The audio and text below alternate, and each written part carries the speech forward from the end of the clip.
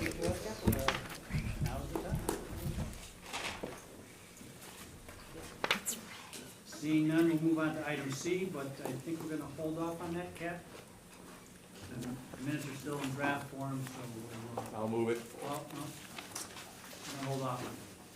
They're still in draft form. Oh, draft form. Yep. Item D, various communication written appeals are in your package.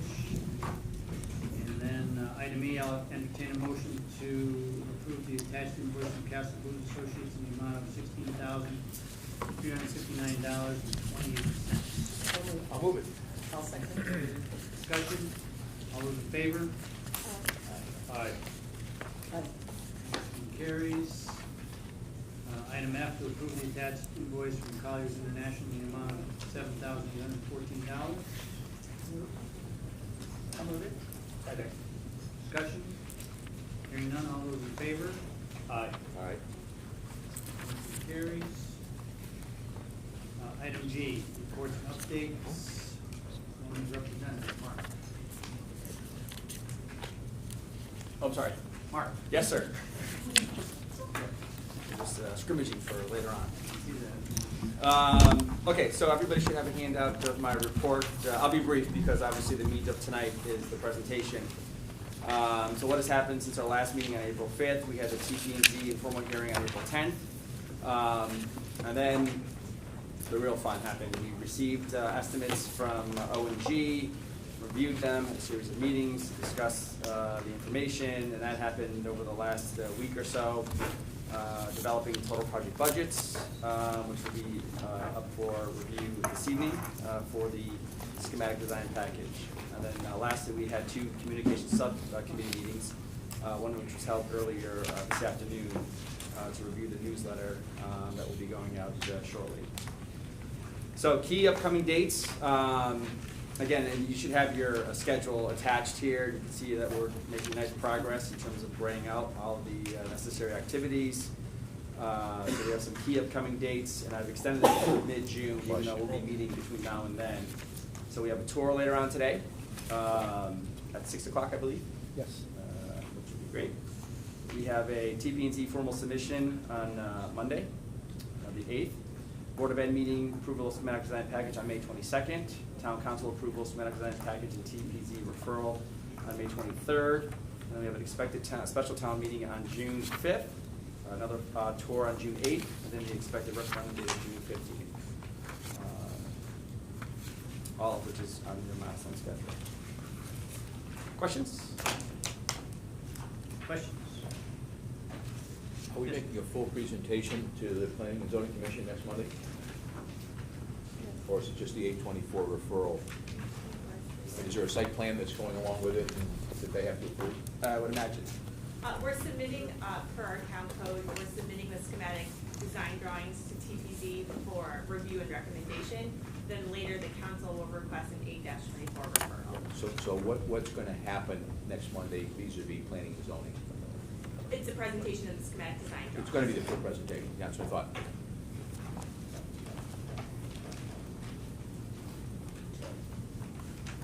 I don't see the June 8th tour on this one, it's on the other. Nope. But I have it in the calendar. I'll let that, sorry.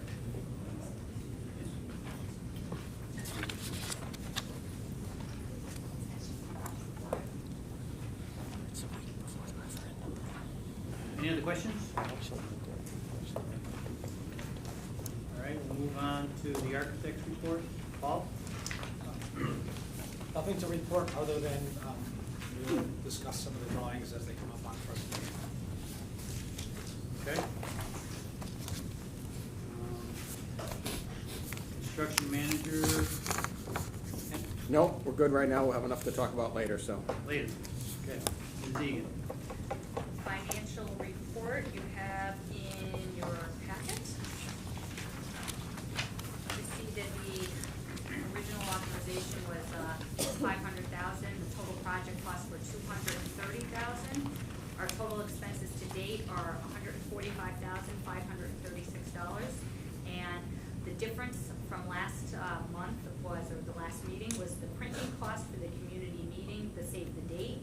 the Nutmeg TV for the community meeting, and we paid invoices to Colliers, the ATC group for hazmat, and Castle Boots. Questions? TV, right? Yes. Well, and they were at the community meeting, but do we expect them to be at anything else? We could have them at the town meeting. Would probably be a good thing. I think that's a great idea. Yep. I was thinking about that for tours, but it's not a, okay. Yeah. Any other questions? If not, all those in favor? Aye. Opposed? I think that was enough ayes. Yes. Motion carries. Okay, item H, to approve the schematic design package and cost estimate, and to refer the project to the Board of Education and Town Council for approval. Is this where we get a presentation of Yep. those two things before we take any action, or? Yep, the intent is to go through the schematic design package inclusive of plans, renderings, costing, options within the costing. Questions, I think Kathy might have something on tax impacts, but that is the plan with our presentation. Okay, so we'll hear from ONG and Kathy before we take any action ourselves. Yes. Okay. Yes. And- Yep. Stop. So thank you, Bill. So we're gonna walk you through the schematic design package, or a bunch of the schematic design package that's relevant for this evening, culminating in a total project budget, which ultimately will be voted on hopefully this evening. So I'm just gonna walk you through some key events that have transpired since March 1st, when we were released to move forward. We had a new referendum date established for June 15th. We had the added square footage, the 10,000, which was at the state's request to maximize the reimbursement for the number of students that we have.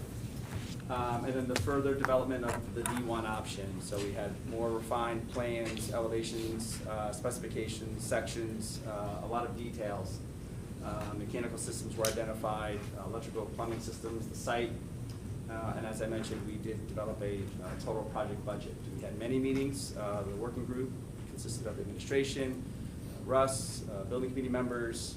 We had subcommittee meetings, and then obviously we had our building committee meeting. So a lot has transpired in the last couple of months. Specifically, as it relates to the project, we've got the 1346, which is the highest 8-year enrollment identified within the project. The existing building is 218,000 square feet, gross square feet. The new high school is roughly 249,000 square feet, and the Board of Ed space is roughly 10,000 square feet. The current program meets the state guidelines, so we don't exceed the guidelines or within the state's requirements for the projected enrollment. And as a reminder, the reimbursement for new construction in Farmington is 19% of eligible costs. The current program meets the statement of needs, and this is a phased construction project, and we'll talk in greater detail about the phasing. And then again, this is some of the highlights of the overall program. ADA upgrades throughout, reduces the sprawl, upgraded gymnasiums and auditorium, new high-efficient MEP systems, the new learning commons or library, STEM and science spaces, expanded cafeteria, Board of Ed relocated to the high school campus, and then a separation of public spaces from academic spaces. All of this is included in the current schematic design package. With that, I'll turn it over to Paul, who will walk you through, again, quickly the plans, which haven't changed since the last time you saw them, and then some new renderings. Sure. Nothing has changed since the last time we met. Excuse my voice, a little worse tonight. Site plan, we didn't make any changes since the last time. We have these here just for reference in case we have questions. Main level, nothing has changed. Second level, third level. We did produce, since we last met, some renderings in an effort to support the public outreach of the CAT. So some of these renderings, we have 3 that would appear in the mailer. This is a view at the top of Monteith Drive where you can see a highly visible secure main entry. And we also show the 1928 building in the background just for reference, so the idea is people can get oriented where they are on the site, this sketch. Second image is at the top of Monteith Drive on the side of the existing library. So this is what you'd actually see first approaching the building. You see the 3-story academic wing, main entry, cafeteria, and auditorium in the background. Lastly, a close-up of the 3-story academic wing.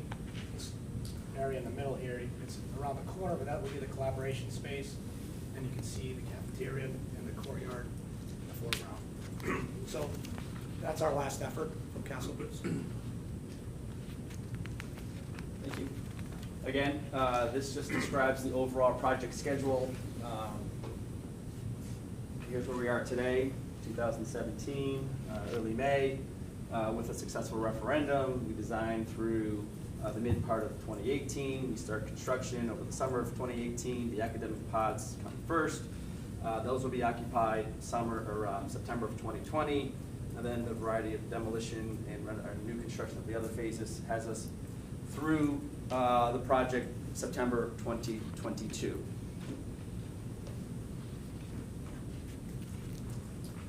I'll let Ken speak to the overall phasing. All right.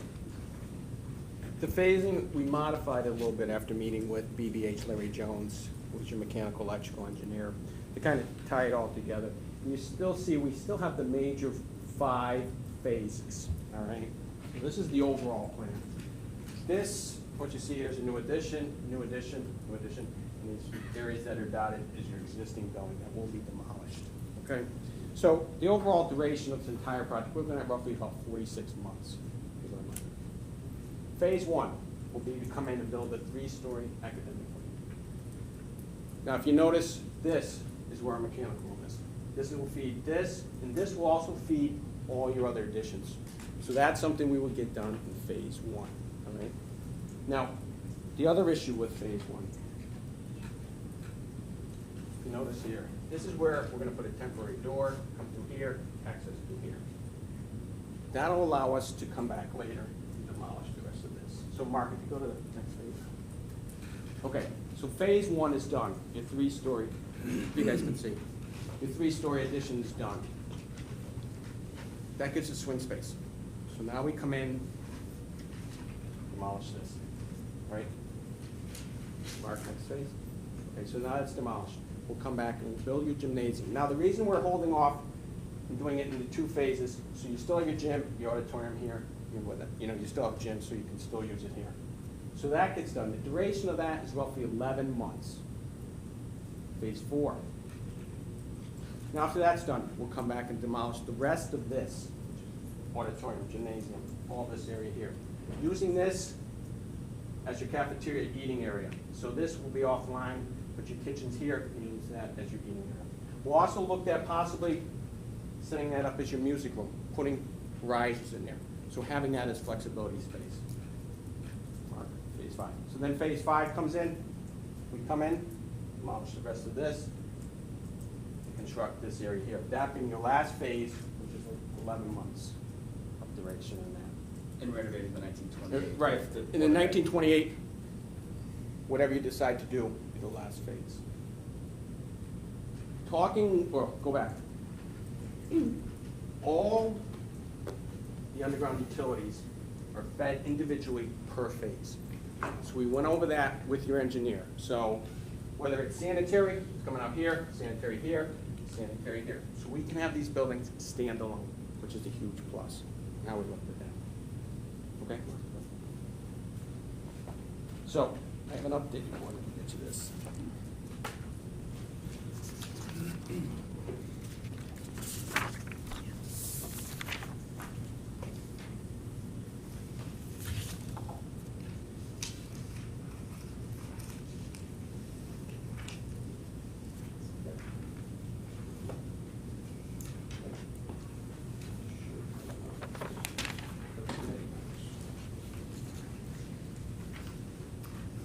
Perfect. All right, so if you look at that phasing, I know it's a little bleached out here, but I made some changes. First of all, this area, Whether it's for construction, whether it's for students, it's gonna vary. Because when we're working on this, or we're working on this building, this could be for students' area. Having access up here, they park here and walk up here. Expanding this parking lot for students, either teachers, storage, whatever in this area. The addition go here, using this as construction also lay down area. Coordinating that with you, with the activities, whether, how early can we get to tennis courts? What's gonna happen? Expand some of this. Get this access road around immediately. So those are the areas and how we're looking to approach this, the overall site. Now, what that means is, at different times, students could be here, students could be here. It's where we're gonna be working, where they're gonna be located. So we'll have to coordinate that with you and how we're gonna handle that. The other issue is demolition and how we're gonna handle that. That's why I'm gonna have this access road. So when we're demolishing this, they come out here after school hours, or this way after school hours, and then this way when we take this section down. Okay? That's it. Okay, thanks, Ken. So in terms of factors behind the project budgeting exercise, again, you've seen this in the past. Size of the building is a critical component. That's dictated by students in the ed specs. The quality of the building, the materials that are used is a big factor. The conditions of the site in the existing building also play a big factor, as well as project schedule, phasing, escalation. All of that rolls into the development of a project budget. This document represents the analysis we went through with all of the fees and expenses, contingencies, escalation, construction. And what it tells us is, if you recall, the D1 price range back in March was $125.5 million to $139.3 million. The state share was estimated to be between $21 and $24 million, and the Farmington share ranged between $103 and $115 million. The D1 option at schematic design without the added square footage falls within the range at $137 million.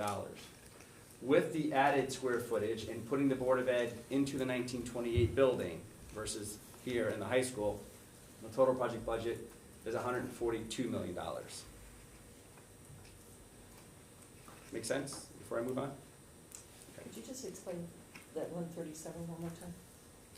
The second option? Right, so if you recall, we added the 10,000 square feet roughly, which is about $5 million of total project cost. So that's what brought it from $137 million to 142. Did that option have the Board of Ed in the high school? That Yes. 137? Yes. So here are options that we looked at that can reduce the overall total project budget cost. First is relocating the Board of Ed to the high school, which saves $2.5 million. The two added spaces, the locker rooms and the collaboration spaces, are roughly $4.5 million. $2.5 million for the team rooms and $2 million for the collaboration spaces. Parking lot modifications. So we met with the town to review the details of the plan, to look at value engineering ideas. And a suggestion was made to alter the overall profile of the parking lot and the roadway to meet the town standards. Right now, it goes above and beyond the town standards. So this $600,000 reduction would meet the town standards, but the geotechnical engineer was suggesting an alternate approach to the parking lot construction, the bituminous and the subgrade. So that's $600,000 savings potential. Then you may have heard the term value engineering, value management. It's a term that O&G, Castle Booze, and Colliers deal with often. And we looked at ways of reducing the value of the project without sacrificing program or overall major aesthetic components. And there must have been 50 or 60 ideas that were generated between the three parties, as well as the administration in the town. So we broke it down into three tiers. Tier one being what we would consider easier to accept. It didn't affect students, it didn't affect maintenance or the overall operation. That exercise we went through, working with the administration and the town, resulted in $5.6 million of savings that can be realized if we accept the value engineering that are considered easy. Tier 2 are a bit harder to accept because they start to affect either maintenance or student use of the space. And those are roughly $400,000 worth. And then the very difficult ones we've labeled, which really affect student use or student programs or operations or maintenance, results in about $600,000 of additional savings. So these are the options that we have for consideration that could bring that $142 million down to a number that you would be comfortable with. Questions? You all set? The next, Dan, do you have a question? I guess. Go ahead, I don't want to interrupt your presentation. no, the next item was going to be on the tax impact if we were going to be discussing. We have tax impact based off of the, Yeah, I have a lot of tax impact, so I don't know what. Can we go back to that other slide? Yep. Go ahead. If I can, and again, this is just visceral in looking at it. Yep.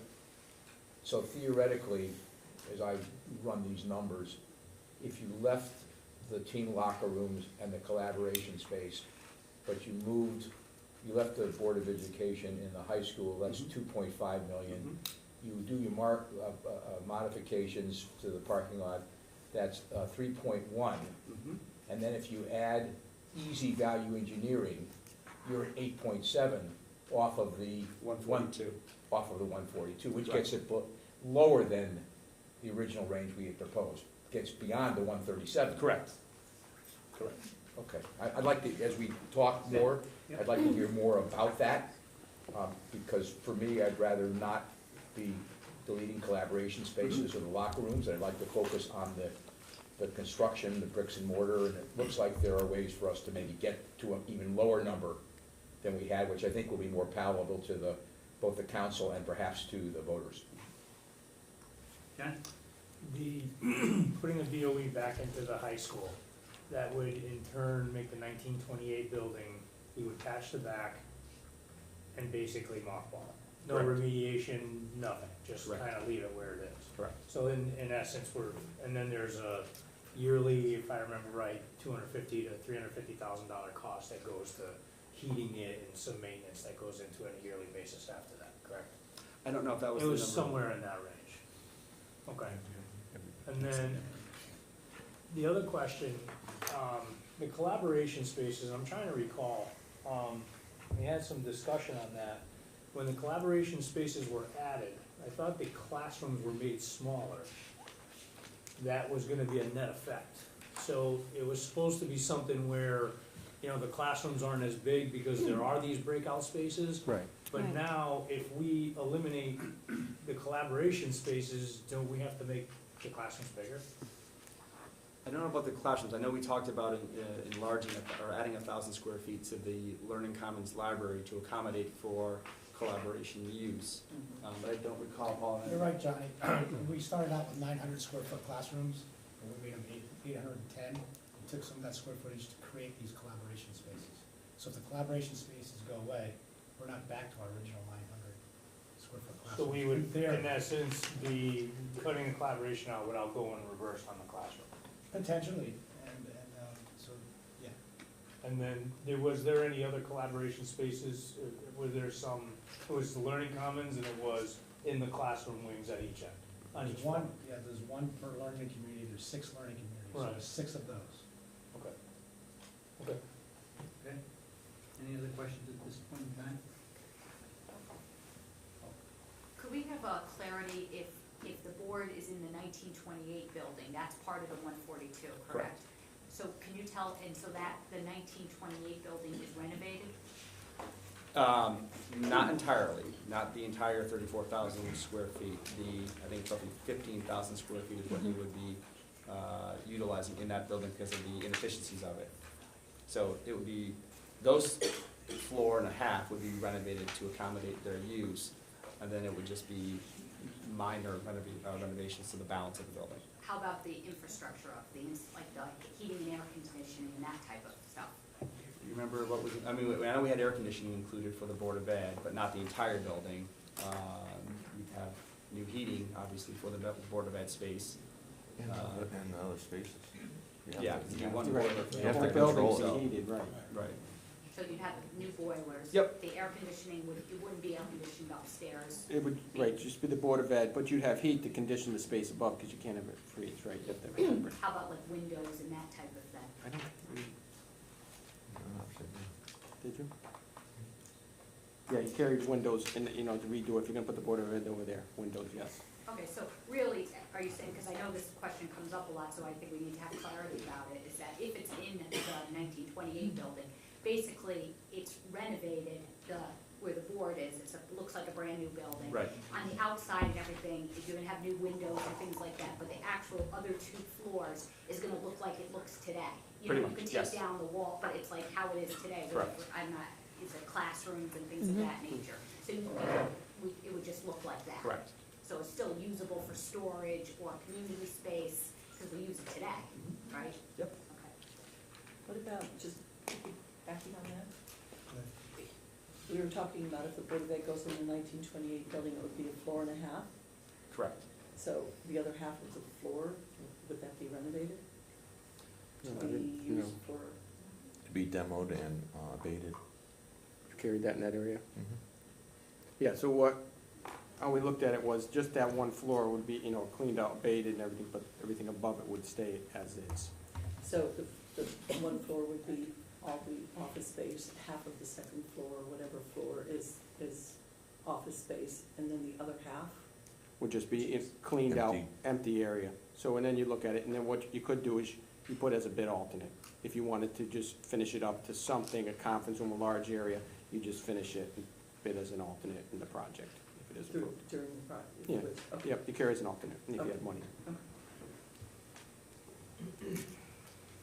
I have a question on that. So the Board of Ed, let's say it goes back to the high school, we mothballed the 1928 building. What if any discussion was there about serious potential uses for it? Because in my mind, a building that's unused, that's mothballed for a long period of time in a high-use area, especially where the parking is at a premium, eventually, it's gonna get torn down. Whether it's 2 years out or 10 years out, and I think there's historical significance for the building. What were the leading contenders for uses for that building that would make sense given the parking situation and any other circumstances around the 1920 building? Well, other than Board of Ed use? Other than Board of Ed? I We're gonna don't say know. the 2.5 here. Yeah, that was not part of our charge to look at what other town departments could move into that space. Right, and it's That would be- not necessarily a question for you because it's not really your responsibility, but writ large, we have a lot of people around the table here that have worked on this. Were there any reasonable, feasible options for the use of that building over the next 10 years?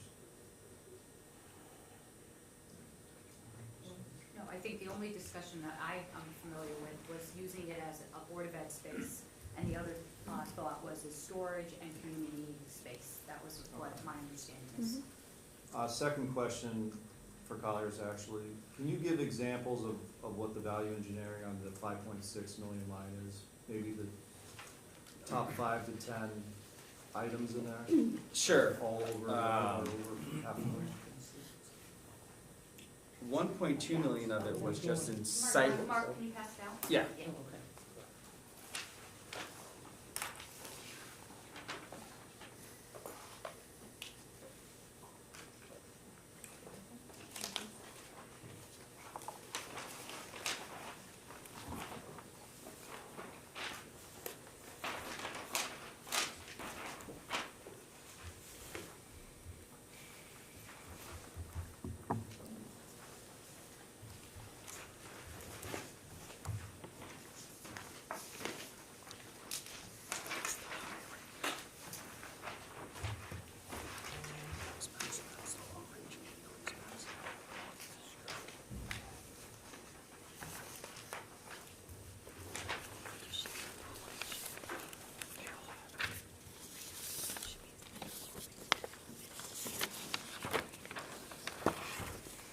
Okay, so if you're looking at the document, you'll see all the items listed on the left-hand side that were considered.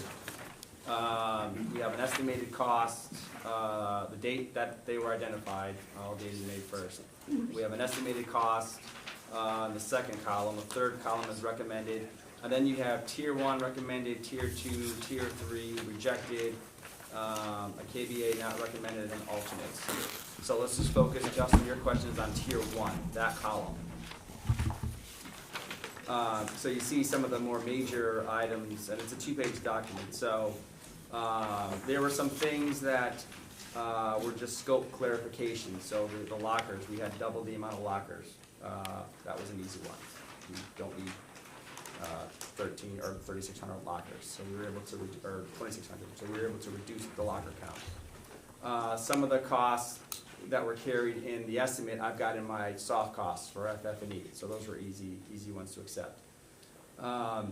We made some significant site changes based upon some of the details of the site, materials, types of construction.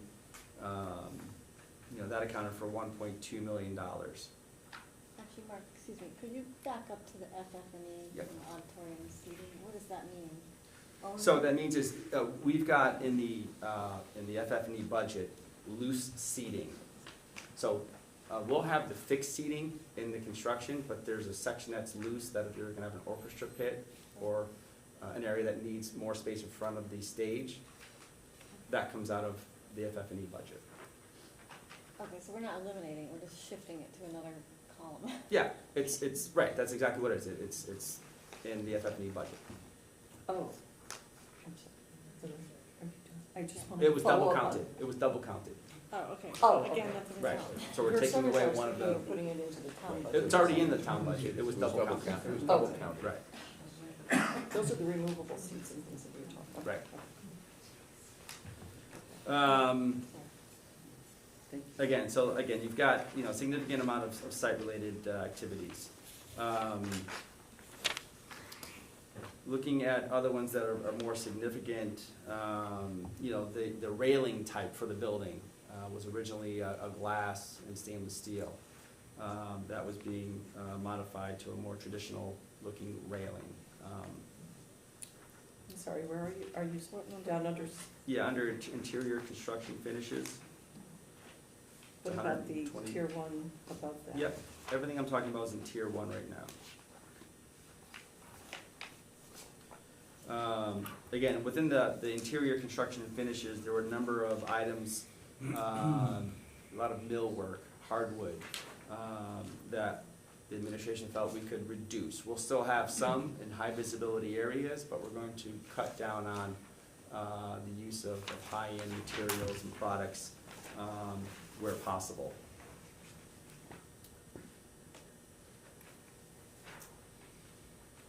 In the auditorium, the clouds, does that impact the sound?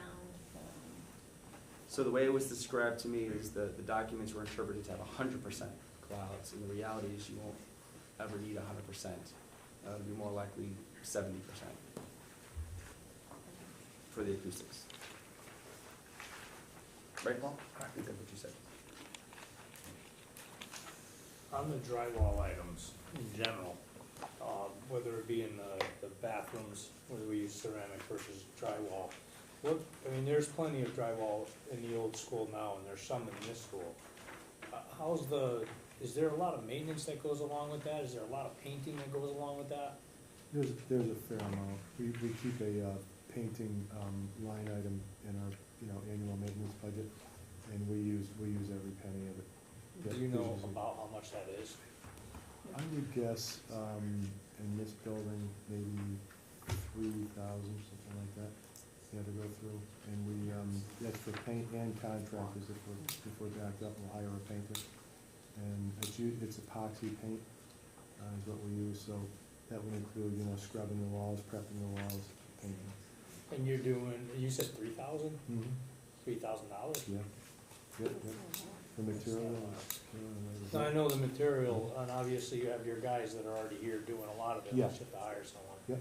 And you think on average you're doing that once a year, or they're just kind of pick and choosing their areas? Well, we prioritize the areas, what's worse, we'll hit the locker rooms one year, or this hallway or that hallway, and, yeah, so we prioritize it. And I'm trying to remember the bathrooms specifically. I mean, I see some of the hallways not being as bad, especially when they're lined with lockers and things like that, so the painting's up high. But in the bathrooms themselves, they must get, obviously you're in there mopping on a daily basis, Yeah. and Most of the bathrooms are block wall. they're all block wall now. And Johnny, you made reference to drywall. There's, in these gang bathrooms, it's all block. Okay, It's, yeah, there's no drywall, because otherwise it would not, right. I got you, so it's, It's block with epoxy paint on it. instead of ceramic, it's a block with a paint, I got you. Versus a So block that- with that the ceramic clarifies. tile. That makes sense. Yes. So you might have estimated that. We actually looked at that with the administration, and we said, okay, we can't eliminate the tile on drywall because it'll get damaged. The documents reflect a drywall gang bathroom versus a CMU. But with the block, with the epoxy paint, it's gonna be block. You can't have, Right. Epoxy you paint. can't have epoxy paint on the drywall in bathrooms. But that's where you estimate.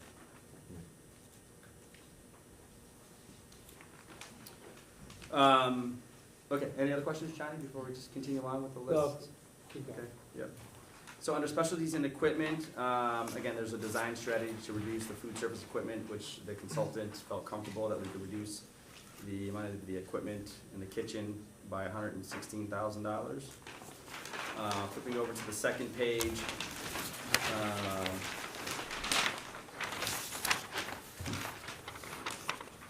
the biggest obviously is under the HVAC line item, and then again, this is a design solution, whereas they had estimated a certain amount of CFM per square feet, and the design team was with us, and they said, no, that's too high, we can reduce it from 1.3 to 1.1, and that resulted in savings in ductwork and other associated scopes of work, which was $1.5 million. On that note, for the heating, the biggest areas are gonna be like your auditorium areas during use.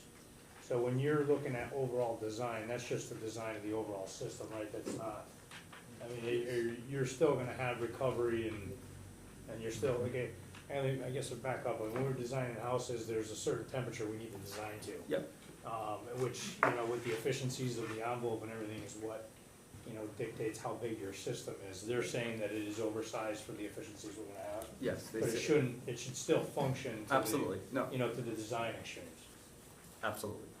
I mean, just for big picture perspective, Johnny, you know, we see HVAC systems in the $50 to $55 square foot range, and this one was at 65, 60 something. It was pretty high, so it told us that something was amiss with the design, so, and the engineer was able to scale back the CFM requirements. Yes, it'll be still energy efficient, it'll still meet energy code, it'll still be everything that we need.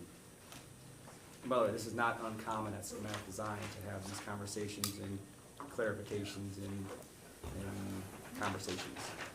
And John, it also accommodates the fresh air intake adequately that is Okay. required by code. Yeah, okay. Perfect. Then the last batch under electrical, there was a significant amount of site lighting beyond the parking lot lights. There was an awful lot of landscape lighting and just seemed like a lot that could be eliminated. None of it compromises safety, though. No, none of it. So Or the that, tennis courts. Right, just making sure. Removing the existing lighting, and then again, we had some AV that was double dipped as well. We had AV that was in my budget as well as the construction budget. Did we skip over the fire protection codes? Yeah, fire protection was another area that wasn't required to be sprinklered. And the ONG had priced it. So it was taken out, or suggested to be taken out. Can you explain that? It wasn't required to be sprinkled? Well, the dry fire, right, this is just repainting a wet system? Yeah, this is up in the, I believe it was above the, in the mansard section of the roof. Okay. Yeah, there's no You know, combustibles. where you don't have any combustibles up there, it's not a storage space. It wasn't required to be sprinkled, according to the design team.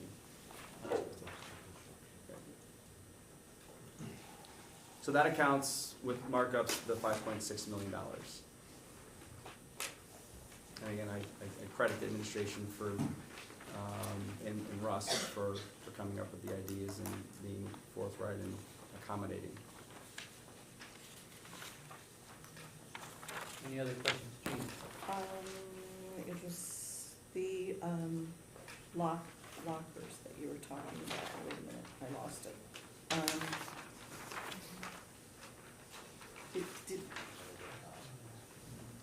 Oh, there it is, sorry. Could you explain the eliminate half of the quarter lockers again? I'm sorry, I didn't hear you. Yeah. On the drawings, you know, we do an actual count off the drawings, and there's so many boxes, right? And they're double tier lockers. So if there's 1,300 little boxes, that's 2,600 lockers. So all the lockers are gonna be double tier lockers? Double tier lockers. So each box has 2 Right. lockers. So we didn't need all those lockers, so Oh, design that team. makes sense, I did. Yeah, the design team took out half the boxes, so. Yeah, see what happens, we carried it, because it was shown and it It was was called for shown. double tiered, so we're figuring double tiered. And then after they clarified it, no, it's not, you know, we only needed 1,300, not the 26, so we were able to reduce it. And double tier was an administrative design. decision What's the question? You need double tiered lockers, Is that's that the what you- question. Yeah. Versus the single? Yeah, well, see, they're double tiered, they called for double tiered in the specs, all right? So we count every box, and there was 1,300. Oh, I understand So what you're now saying. it's double tiered, so whether you have double tiered, you're only gonna have 1,300, it'd only be, you know, Yeah. No, 650 I boxes. get what you're saying, I'm just Okay. wondering why the smaller Yes. versus a full. Oh, okay, I see what you're So saying. they're wider. They're wider. Oh. We need It's not wider, taller. not taller, Okay. with what students bring to I The just wanna hear what administration, you you guys guys, have the to say. administration's okay with this, Mhm. so Yep. the things that are technical, within the school to make the student's life and the faculty administration happy, you have looked at these things, and these cuts that have been proposed will not compromise the delivery of education or the social fabric of the school. That's Right. correct. The tier ones. In tier 1. In tier 1. Ones, Can right, you good. clarify? We- Yes, in tier how one. many- Yes. How many of these cuts are actually typos and like, I mean, they're not really value engineering, they're just, oh, we doubled the number by accident, you know, it's like, we don't even Yeah, need it's it. just the name. That's value okay, so, engineering. I mean, ultimately, the number comes down, but Right. Correct. they're not really value engineering, not all of them. Not all of No, them. No. maybe 500,000. There's scope review. Yeah. Some of them are Yeah. scope Yeah. review. Of course, this is normal, this is Right. schematic design, I'm just Right. saying. Exactly. How- Can we go through some of the tier 2 and 3 stuff? Of course. We have specific questions. I'm gonna jump around, but the one on the gang restrooms with epoxy paint, was rejected. And but I thought, didn't we just say it was Right, blocked? so when we were looking at the drawings, and reviewing this with the administration, the drawings read drywall with tile. And our interpretation of the value was, okay, you're taking off the tile, you're painting drywall, we don't want that. Right. So we said, let's reject it and leave the hard surface. If the value that's presented includes making it concrete block and painting it, No, we took it off that way. oh, so, Right. right now it's concrete block and tile? Yes. Oh, So, that was about, so, okay, I mean, that's one that can be taken if we Right. want. You know, as long as we know we've got a solid surface, that, I mean, it's, What item is that? One, it's all the way that's, down. 3/4 of the way down, one. Isn't there some I-12. tile that you need in the bathroom, like where the I-12. sinks are? Yeah, I mean, isn't there some of Well, that? everything's You blocked need out. some. What item Yeah, no, number, no, Johnny, the what block, item but number what is about this? the tile? Right there. What's the item number? Oh, on top. it's 160,792. I was looking at it more from a, like a maintenance and, By two, by you know, 12? durability point of view, not from an aesthetic point of view. The other one, which is a big one, is a tier 3, is the resilient textile flooring versus carpet tile. Oh, it's right now. Yeah, so, That's L14. yep, so we had, part of our working group session, we had finishes conversation to talk about these finishes, that some of them are staying, some of them are being cut. And there's a really high-end carpet tile, that's a resilient carpet, that almost acts like a vinyl tile, it doesn't seep in, you know, so if you spill something on it, it's not gonna seep through and be a puddle for however long. And it's starting to be used, you know, in some school uses. It's not inexpensive, and it wasn't being used in lots of places, but I wanna say it was in the academic wings in the